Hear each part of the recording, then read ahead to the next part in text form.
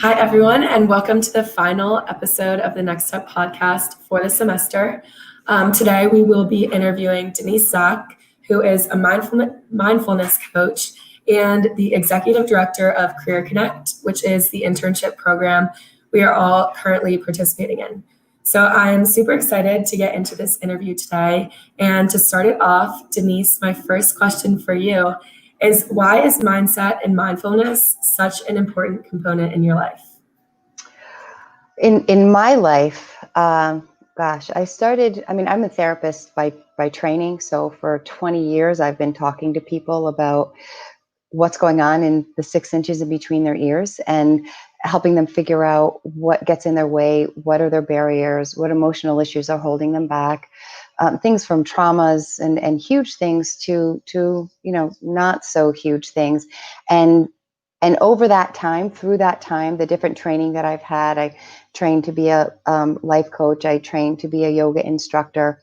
I've learned a lot of different skills along the way. And the ones that stuck for me were the ones that really helped people understand what was going on in their brain and then be able to make really rational choices about how to show up. And so mindfulness training for me has been really important on a personal level. And I didn't know that it was going to be so helpful in my life. I went through a really challenging time about 10 years ago, eight years ago, when my husband was diagnosed with cancer, stage 4 cancer.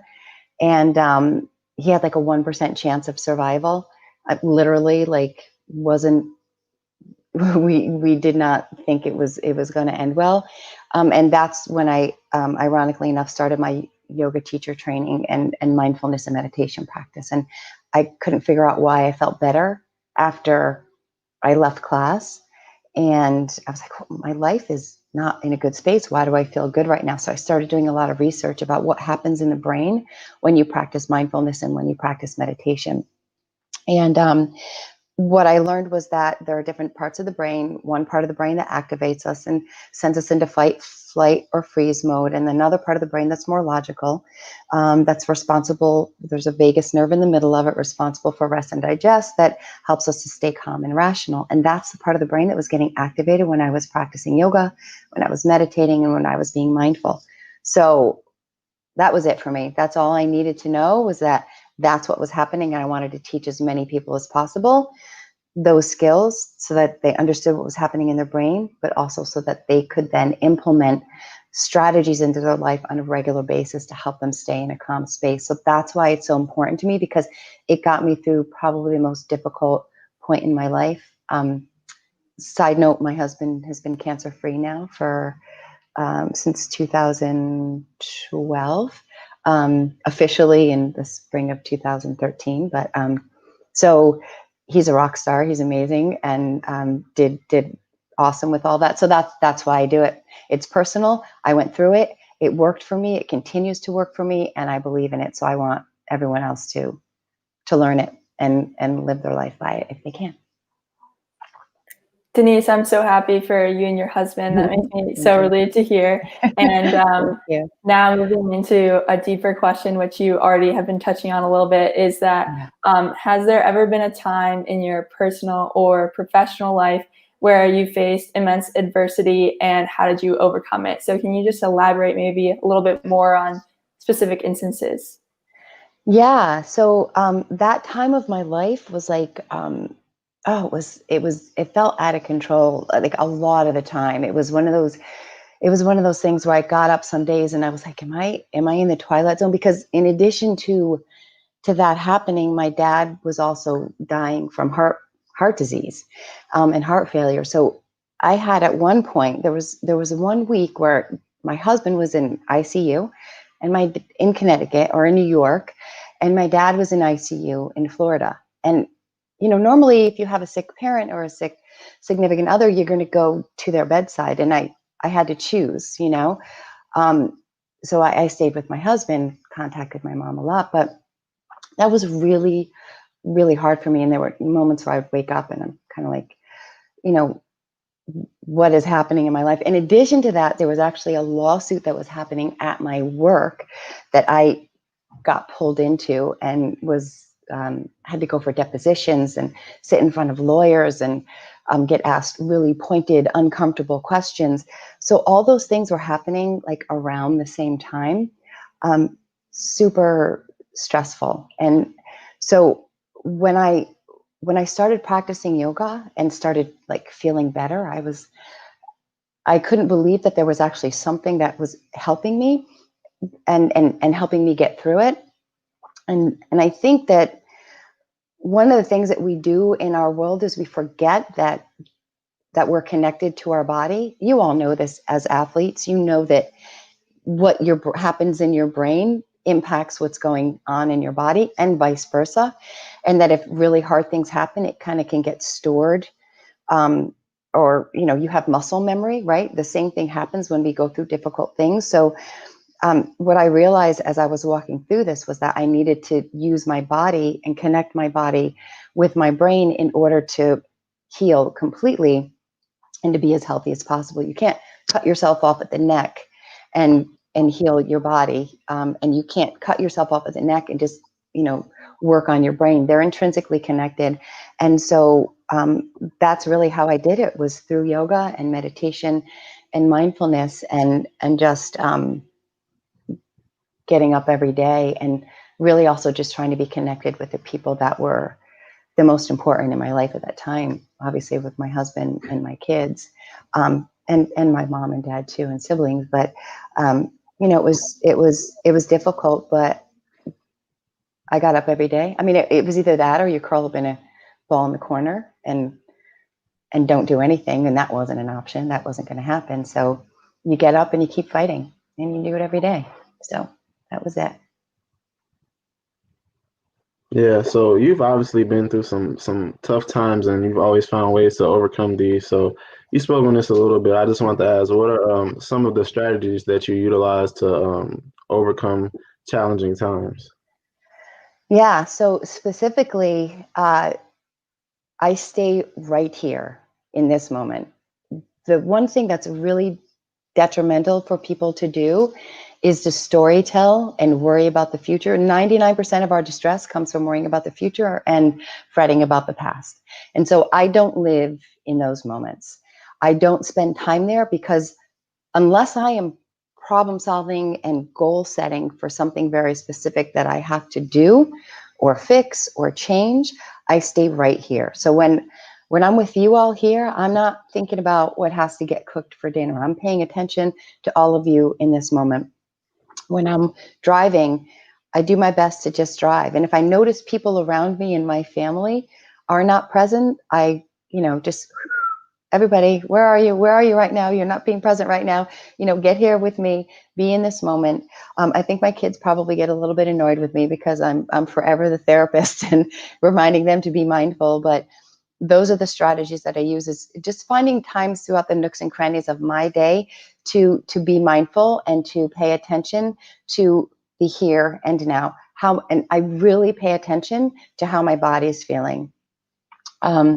Your body tells you way ahead of time that you're stressed before your brain does. You will get a headache, you will get tightness in the chest, you'll get shaking hands, you will have some sort of stomach ache way before your brain is computing that there is something actually wrong. And a lot of times we have this mechanism for avoidance that we don't even want to pay attention to bad things. So I really pay attention to what's happening in my body. I pay attention to the sensations that I have. And another strategy I use is I breathe. I know everybody breathes. I know we all do that, but I do some very pointed breathing. My husband and I, we just went to visit Rob and my sister. But we stayed at a hotel, and we were up at the pool area, and I was like, do you want to do some breathing exercises? And I do this one particular one that actually makes you feel a little bit lightheaded, and my husband doesn't drink or do any of that stuff, for health reasons, and he was like, wow, I feel a little buzzed after doing that, but I was like, that's because you're sending, if you're working all the time and you're tense, you're not breathing fully. You're breathing like halfway. You're filling your lungs up halfway. And again, you know this as athletes, but off the field, it's just as important. You have to breathe fully and completely. If you don't, you're not getting all that you need from the air around you, and your body isn't functioning to its fullest extent. So I really focus on my breathing. I pay attention to what's going on in my body. I practice mindfulness throughout the nooks and crannies of my day, and I meditate regularly with like yoga or just like seated meditation. Okay, so speaking about strategies, what are some strategies in maintaining a positive outlook despite the situation? Yeah, so this is one that I get a lot of like, I don't know if I would call it pushback, but kind of like, what do you mean I'm supposed to just like be fine or, be positive? My life is in shambles. And I always just go back to my personal circumstances when that happens. I could have focused on and thought about and worried about, my dad dying, not having my dad around anymore, my mom being alone and what's going to happen to her, or my husband possibly dying and me being alone, and what's going to happen with my kids, and how am I going to have enough money, and what if I end up homeless? What that is pillow piling. And it does absolutely nothing except ruin this moment and create more stress in my life. And when you create stress in your life, you're actually releasing cortisol into your system that actually contracts your blood vessels and can create a whole host of health issues, in addition to it just making you feel horrible. So when I talk to people about pushing through regardless of what's happening, is that there is always something good that you can focus on. I don't care what it is. I was talking with a friend yesterday who was saying, I'm a terrible mom. I'm such a failure. I'm just not doing things right. And I thought, you have 3 beautiful children. Of course you're doing some things right. Let's focus on that. If there's problems that you need to fix, we can strategize. You can think about what specific things you can do. You can mobilize your actions, and ask for support. You can look for resources, whatever it is, you can do that, but you don't have to focus and think about all of the terrible things. When you pillow pile, and I actually do this activity when I'm working with people, I actually take pillows. I say, what's your base problem? My husband has cancer. That's my base problem. And what are you saying to yourself as a result of that? What is getting you worked up and anxious? And why are you crying? And what are you so upset about? I'm going to be alone. I'm not going to have enough money. I don't want to meet someone else again and get married. And my kids won't have their dad. He's not going to be there for their wedding. Like, these are all the things that like I could have focused on and thought about all day long. But instead, and when all those pillows are up there, they get, and imagine if we could see everybody's pillows, all the pillows that everybody's kind of carrying around with them all day. Number one, if I have the pillows on my lap, there's not a really good way for you to communicate with me. There's not a good way for you to connect with me. And there's certainly not a way for me to connect with you, because all this crap is in the middle. All this crap is in my head, swirling around in my head, preventing me from being in this moment and enjoying what's actually going on. So pull all the pillows away. Yeah, there's cancer. There's something bad happening in your life, but it doesn't have to take the forefront. It does not have to be the sole thing that you focus on.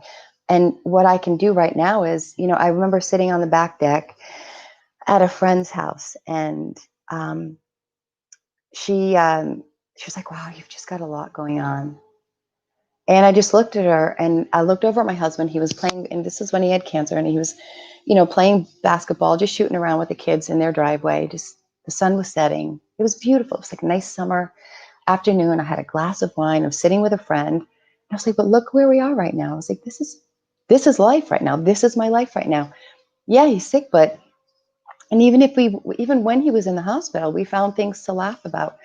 I went all over New York. This is when CDs actually were still being used, or DVDs were actually still being used. And I was looking for, DVDs of like our favorite movies that we could play. And I'd eventually find them and put him in, and he would fall asleep. And then, I'd laugh like, he fell asleep. Of course, the guy just had like major surgery. So, of course, he's not going to be awake for the movie. But, that's what I would focus on. I would focus on what I could do in that moment to help him and not think about all the terrible things that could happen. I hope that makes sense.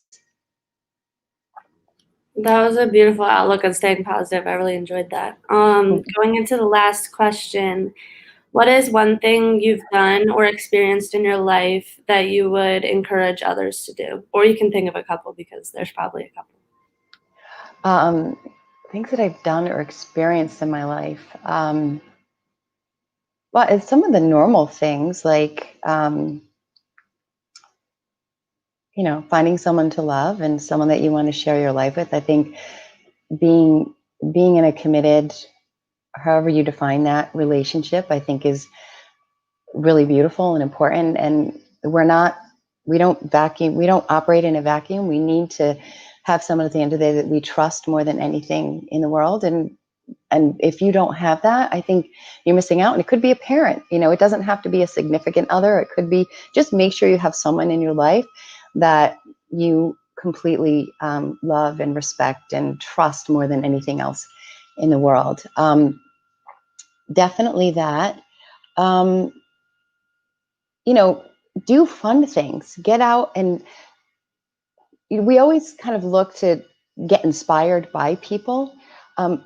My new mentality is to do things that inspire others. I want to do things that make other people feel like they want to do something really good in their life. And this is something I'm just starting to think about, because I want to experience things. I want to get out there.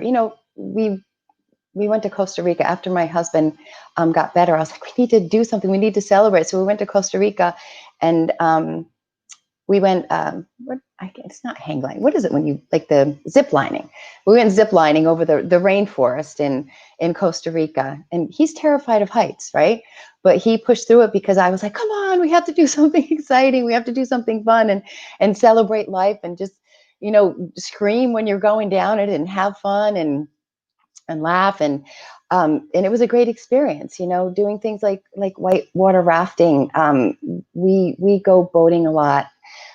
We try to, go to different places and try, new things out, new environments, things like that. My bucket list, I still want to go skydiving. I definitely want to jump out of a plane at some point.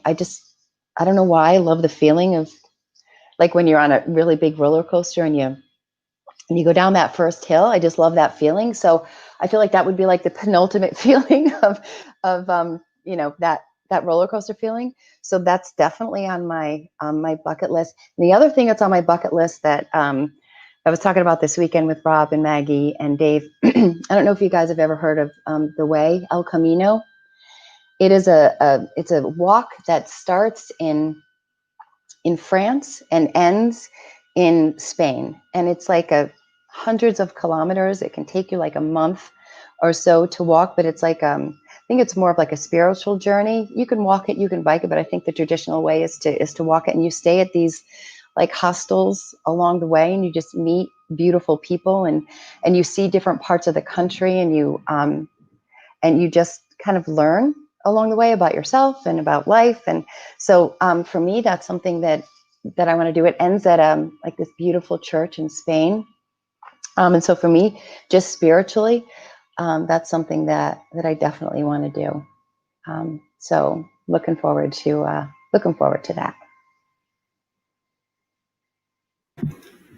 Denise, thank you so much for taking the time to answer all of those questions so open and honestly. It was such a great conversation just to hear your struggles and how you got past that, and just your overall outlook on life is so admirable. I think that I'm definitely stepping away from the conversation today having learned something, and hopefully I can start to have your outlook on life in more ways. Super inspirational. You're welcome. Thank you so much for having me on today, and for interviewing me. You guys asked great questions, really good, get to my heart questions. So good job for doing that. Kudos to you guys. I'm going to flip the switch just a little bit. Any last comments or anything that you all are taking away from this as we leave the podcast? I have one takeaway actually that I was curious about what your thoughts were on New Year's and New Year's resolutions, because we're about less than a month out from New Year's. And I was wondering if you had any tips or anything that you had in mind already about how people should make actionable goals with New Year's and how they should be in that present mindset going into 2021. So for me, I'm not even yelling Happy New Year. I'm yelling Jumanji because I just want to get out of the game. I just want to get out of 2020. So that we already talked with Rob and my sister. I was like, we're just yelling Jumanji at the end of this year because this game is crazy. But actionable goals, yeah, absolutely. Write it down and keep it positive. If you want to stop eating junk food, don't write, I'm going to stop eating junk food. Write, I am taking awesome care of my body and this is how I'm doing it. And put your sneakers at the end of the bed if you want to get up in the morning and take a jog with your workout clothes. Do things that set you up for success. Have a thought and a mindset that sets you up for success as well. Because the more we think and ruminate about all the things we have to stop doing or that we don't want to do anymore, or that we really aren't healthy for us, then we're staying in that old kind of stuck mindset. So I always write things down and I keep it positive. I don't use any negative words in my goals whatsoever. It's always, I am doing this. I am well on my way to completing, my health goals or whatever it is. Keep it positive. Anybody else?